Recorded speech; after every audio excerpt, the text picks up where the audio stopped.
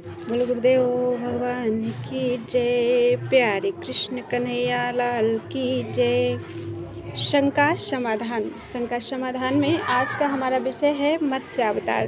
कथा कहानी के माध्यम से जीव जगत के नाना सत्यों, रहस्यों एवं सिद्धांतों को उद्घाटित करने की अति प्राचीन परंपरा है। सामान्य से लेकर बड़ी बड़ी बातों तक के कथानकों का आधार बनाया गया है। कारण स्पष्ट है, कथा कहानी का प्रभाव मानव मस्तिष्क पर अधिक पड़ता है। सृष्टि विकास के साथ साथ मानव का कथा साहित्य से संबंध जुड़ा हुआ है। कहानी कहना सुनना उसकी प्रवृत्ति रही है, अतः उसकी चेतना को प्रभावित करने का यह सशक्त साधन बनी हुई है और कहानी के स्वरूप में परिवर्तित होते रहने पर भी उसका प्रभाव अक्षुण्ण है। आत्म तत्वदर्शी तपोधन महात्माओं ने भी गूढ़ातिगूढ़ तत्वों, सृष्टि के रहस्यों एवं ब्रह्म की सत्ता को स्वानुभूतियों के प्रकाश में इसी माध्यम से, कहानी के माध्यम से व्यक्त किया है। उन्होंने परमार्थ पथ को प्रशस्त करने के लिए विभिन्न प्रकार के कथानक गढ़े और घटनाओं का मौलिक सृजन किया। रूपकों और प्रतीकों के सहारे अध्यात्म तत्व को हमारे सामने रखा। गूढ़ बातों का विवेचन कथानक के माध्यम से होने पर सरल, सरस एवं हृदयग्राही हो जाता है। इसलिए महात्माओं ने अध्यात्म क्षेत्र में इसे अपनाया। जिन तपःपूत मनीषियों ने इन कथाओं का निर्माण किया, उनका लक्ष्य परमार्थ पथ को प्रशस्त करना है। उन्होंने अध्यात्म को सामने रखा था। कालांतर में इन कथाओं का उपयोग लौकिक उपलब्धियों के लिए होने लगा और उनके भीतर का महानतम उद्देश्य दब गया, अर्थात उनके भीतर के रहस्यों की ओर ध्यान नहीं गया। मत्स्यावतार के रहस्य को समझने के पूर्व एक प्राचीन कथानक को उदाहरण के रूप में देखें।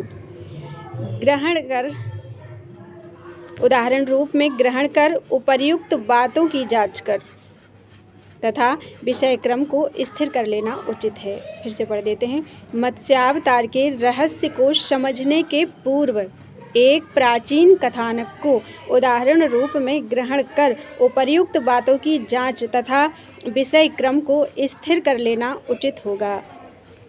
महाराज परीक्षित जी एक महात्मा के शाप से प्रपीड़ित हुए। श्रीमद् भागवत की कथा है। व्यासपुत्र अवधूत सुखदेव का कृपा प्रसाद भागवत उन्हें सुनने को मिला। राजा का कल्याण हुआ। कालांतर में भागवत कथन पंडितों का पेशा अर्थात पंडिताई बन गया और कथा का रहस्य गौड़ होकर रह गया।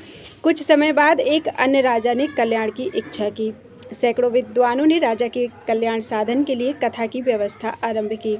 राजा ने कथा की सामग्री, द्रव्य आदि जुटाया और कथा सुनने लगा। कथा समाप्त हुई, किंतु उसका कल्याण नहीं हुआ। हर्ष, शोक, भय आदि बना ही रहा। आशा, तृष्णा का वेग यथावत रहा। राजा को बड़ा क्रोध हुआ। उसे लगा कि पंडितों ने उसके साथ षड्यंत्र रचा। उसने पंडितों को जेल में डाल दिया ताकि वे पुनः ऐसा षड्यंत्र ना करें और उसका प्रसार ना हो। राजा ने बार बार कथा सुनी, किंतु कल्याण नहीं हुआ। यह अवश्य हुआ कि जेल में विद्वान पंडितों की संख्या बढ़ने लगी। अंत में अनिच्छा होते हुए भी राजा ने कुलगुरु अर्थात पुरोहित से कथा सुनी। पुरोहित द्वारा कथा समाप्त किए जाने पर वह भी जेल के द्वार पर पहुंचाया गया। पुरोहित के पुत्र ने पिता का समाचार सुना। वह राजा के पास जा पहुंचा और बोला, राजन, मैं आपके कल्याण के लिए प्रयत्न करूंगा। आप 1 घंटे के लिए अपना राज्य मुझे दे दीजिए। राजा ने बालक की बात मान ली। अपनी राज पोशाक उतारकर वह सिंहासन के नीचे अलग जा बैठा। अब सिंहासन पर पुरोहित पुत्र विराजमान था, अष्टावक्र जी। उसने मंत्री से कहा, इस भूतपूर्व राजा को स्तंभ में बांध दो। मंत्री ने आज्ञा का पालन किया। सिंहासनारूढ़ बालक ने दूसरा आदेश दिया, अमुक नाम वाले पंडित अर्थात अपने पिता का नाम लिया, उसको जेल से बाहर करो और राजा के बगल वाले स्तंभ में बांध दो। वैसा ही किया गया। पुरोहित को बड़ा क्रोध आया। राजा ने पागलपन में हम ब्राह्मणों को जेल में बंद कराया। उसके पुत्र ने भी सनक में उसे बंधवा दिया। वह कुछ समय तक बड़बड़ाता रहा। जब शांत हुआ तब बालक बोला, पुरोहित जी, राजा साहब की रस्सी खोल दीजिए। तो पुरोहित बोला, तू पागल हुआ है? देखता नहीं कि मैं बंधा हुआ हूँ, हाथ पांव भी हिला नहीं सकता। राजा की रस्सी कैसे खोल दूँ? पंडित झल्लाया। बालक पुनः बोला, अच्छा राजन, आप ही पुरोहित जी को खोल दीजिए, आप राजा रह चुके हैं, कोई युक्ति लगाइए। राजा बोले, विप्र बालक, मैं भी तो बंधा हूँ, भला मैं कैसे खोल दूँ? राजा ने उत्तर दिया। अंत में बालक ने मंत्रियों को दोनों की रस्सी खोल देने की आज्ञा दी। समय से कार्य हो गया। राजा पुनः अपने सिंहासन पर जा बैठा। तदुपरांत ब्राह्मण बालक ने कहा, राजन, जब पंडित स्वयं मोह के बंधन में बंधे हैं, रात दिन भले बुरे कर्म घर परिवार के लिए करते हैं, माया के फंदे में जकड़े हुए हैं, तब भला तुम्हें कैसे बंधन मुक्त कर सकते हैं? जिन सुखदेव जी से कथा सुनकर राजा का कल्याण हुआ था, वे परम विरक्त महापुरुष थे।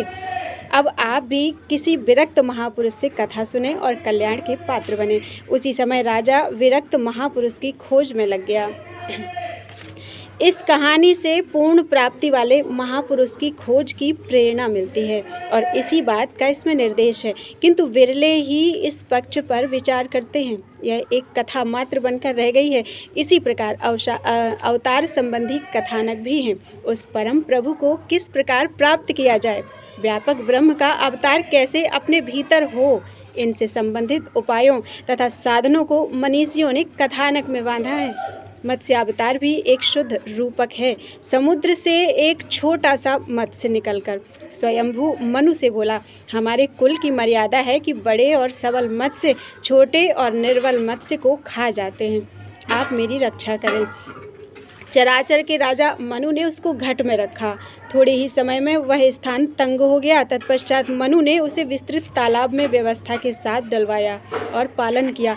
वहाँ भी मत्स्य की सतत बाढ़ से स्थान की कमी स्पष्टतः दृष्टिगोचर हुई। तब मनु ने मत्स्य को गंगा जी के विस्तृत धारा में प्रवाहित किया। गंगा स्थान भी तंग पड़ते ही महाराज मनु ने उसे समुद्र में जा छोड़ा और व्यवस्था में संलग्न रहे। समुद्र प्रवेश के बाद मत्स्य बोला, राजन, अब मैं निर्विघ्न रहूँगा। महाप्रलय का समय आ गया। आप एक नाव में सृष्टि के कल्याणकारी बीज तथा सप्त ऋषियों को लेकर सब प्रकार की चिंता छोड़कर बैठ जाएं। आप नाव की मजबूत रस्सी मेरे मस्तक के श्रृंग में बांध दें। चराचर सहित त्रैलोक का नाश करने वाले उस महाकाल के प्रकट होने पर मैं आपको निर्दोष, अजर, अमर, शाश्वत स्थिति प्रदान कर पूर्णता में स्थित कर दूंगा। मनु ने ऐसा ही किया। तब वह मत्स्य हजारों वर्षों तक मनु को परमार्थ का उपदेश देते हुए निरंतर चलता रहा।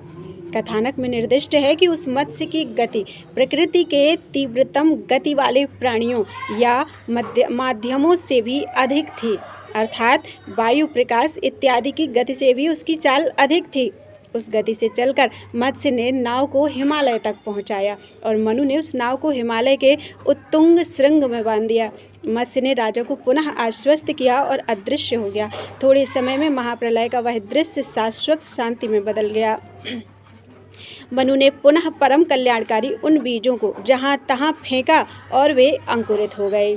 मनु कौन है? मनु मन ही मनु है, जो स्वयं सृष्टि का रचयिता है। जिन महापुरुषों ने इस मन को वश में कर लिया, उन्होंने संसार क्रम को रोक लिया। मन ही आए जगत बना के ऊंच नीच तन पाया रे।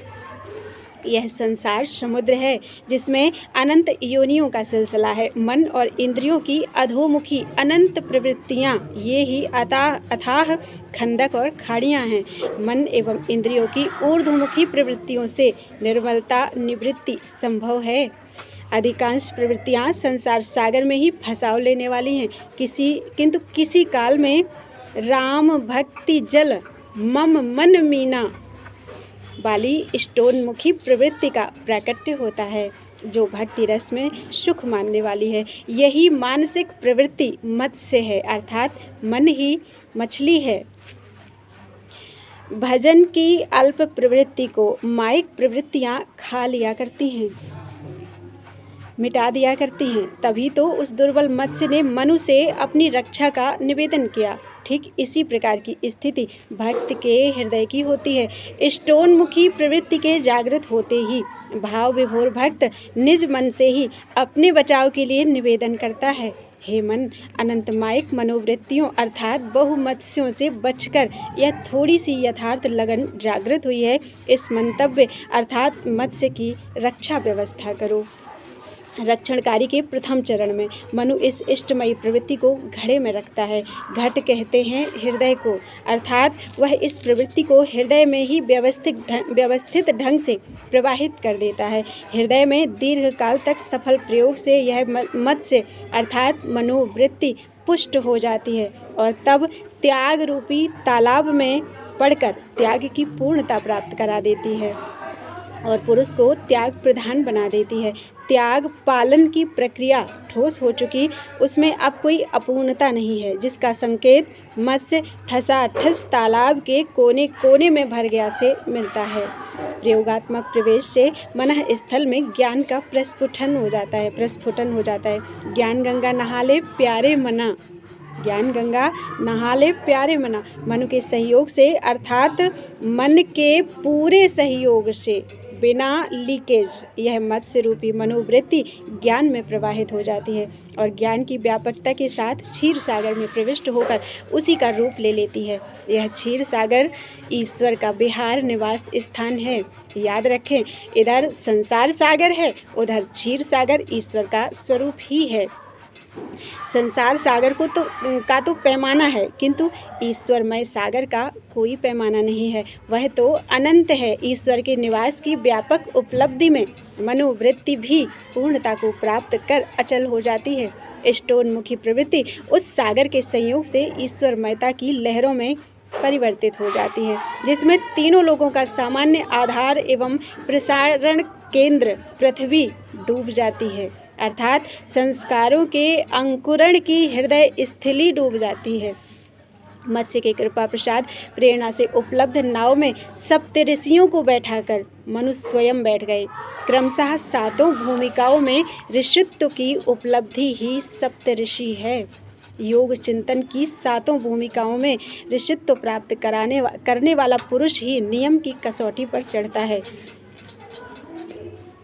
नियम ही नौका है। शुभ अशुभ का अंत करने वाले इस नियम पर चलना तथा योग की सातों अति सूक्ष्म भूमिकाओं में ऋषित्व प्राप्त करना और प्रेरक उन प्रभु की देन है। मन की इष्ट चिंतनमयी प्रवृत्ति में प्रेरक के स्थान में स्वयं भगवान ही अवतरित होकर खड़े हैं।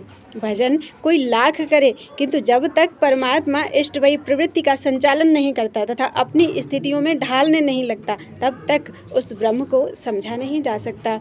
अर्थात मानसिक प्रवृत्तियों में सर्वत्र प्रेरक के रूप में इष्ट का अवतरित होना अनिवार्य है तथा वही मत्स्यावतार है। मानसिक प्रवृत्ति का प्रतीक वह मत्स्य परमात्मा स्वरूप में संचालित है, इसलिए अवतार कहलाता है। प्रेरक के रूप में अवतरित वह प्रभु किसी अनुरागी को लेकर चलता है तो हजारों मानसिक प्रवृत्तियों में जो रस संचार है, जब तक उसका अंत नहीं हो जाता तब तक वह चलता है। यात्रा काल में वह इष्ट मत्स्य निरंतर ब्रह्म का उपदेश देता गया, अर्थात वह इष्ट ही अनुरागी को बराबर उपदेश देता रहता है। तभी समझ में आता है, वही यथार्थ उपदेश देता है।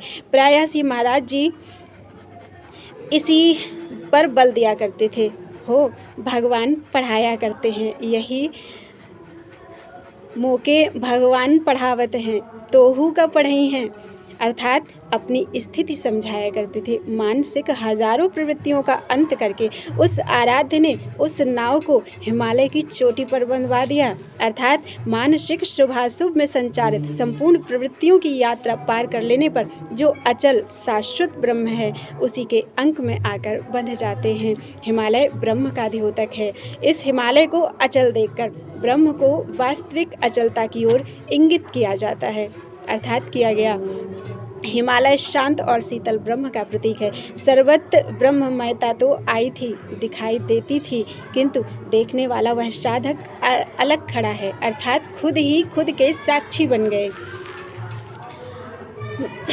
इसलिए विलीनता की अंतिम स्थिति हिमालय का अंतिम स्पर्श और उसमें बंध जाना है। हिमालय अचल, शांत, शीतल एवं स्थिर कोई सत्ता है जिसे ब्रह्म कह के संबोधित किया गया है, उसमें पूर्ण विलय होना है। वास्तव में उस अचल ब्रह्म में पूर्ण स्थिति बन जाने पर, अर्थात उसमें सम्माहित हो जाने पर, वह प्रेरक भी अदृश्य हो जाता है, कारण कि अब कोई भिन्न सत्ता है ही नहीं।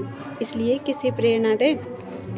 सुरसरी मिले सुपावन कैसे, ईस अनीस ही अंतर जैसे। इस एकत्व में दृष्टा भी बिलग नहीं रह गया, इसलिए वह प्रलयकालीन दृश्य भी समाप्त हो गया।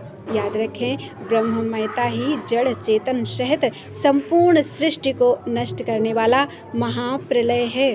ब्रह्म में स्थित होने के बाद सृष्टि और ब्रह्म दोनों नहीं रहते, वह कैवल्य स्वरूप महापुरुष ही मात्र शेष है, जिसमें ईश्वर ब्रह्म जीव अरु माया फूंक दिए संसार बिना ईंधन के प्रकाशी, जिसमें वह स्वयं प्रकाश स्वरूप और प्रकाशक हैं। ऐसे महापुरुष के पास सृष्टि के कल्याणकारी बीज रहते हैं, जो परम कल्याण करने वाले हैं। पतन के बीज उनके पास नहीं रहते। कल्याण का विधान सदैव इस परम स्थिति वाले पूर्ण सद्गुरुओं से संभव होता है और होता आया है, जिसका प्रतिपादन इस कथानक में। हिमालय में बंध जाने के बाद, अर्थात अंतिम स्थिति में, मनु महाराज ने कल्याणकारी निर्दोष बीजों को फैलाया। ऐसी ही मान्यता है, जो स्वयं ही अपने कल्याण स्वरूप में स्थित है, जिसने अपना कल्याण कर लिया है, वही अन्य पुरुषों का कल्याण संपादन कर सकता है। नोट दिया है यहाँ पे, इस कार्य के प्रवृत्ति काल में 3 नोट दिए गए हैं। इस कार्य के प्रवृत्ति काल में मनु का नाम सत्यव्रत हो गया था, कारण कि मन की असत्य एवं सत्य दोनों प्रवृत्तियाँ मन के अंतराल में हैं, किंतु जब साधक इष्ट की ओर बढ़ने लगता है, तब उसकी असत्य प्रवृत्तियाँ दब जाती हैं और सत्यव्रत की प्रवृत्तियाँ सबल हो जाती हैं। दूसरा दिया है, नियम ही नौका है, जो सुरति की रस्सी तथा श्वासों के तारों से इष्टमयी मनोवृत्ति अर्थात मत्स्य में बंधी है। ऐसी प्रवृत्ति के अंतराल में इष्ट स्वयं अवतरित होकर गतिमान प्रवाह प्रदान करता है, इसलिए अवतार है। वह अवतार का निम्नतम स्वरूप है, आरंभ का बिंदु, जिसमें संचालित होकर अवतार को पूर्णत्व मिलेगा। जब कभी किसी ने पाया तो इसी रूप में पाया। तीसरा है अवतार। वास्तव में परम कल्याणकारी मनोवृत्ति तब समझी जाती है जब ईश्वर का अवतार हो जाए। मन बस होई तबहि जब प्रभु प्रेरक बरजे। जब प्रेरक प्रभु बरजे।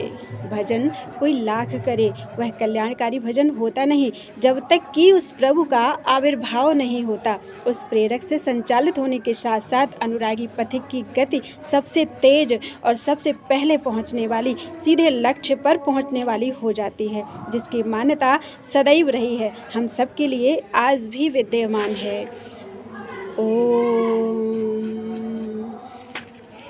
बोलो वृंदावन बिहारी लाल की जय। मत्स्य अवतार विषय पूरा हो चुका है।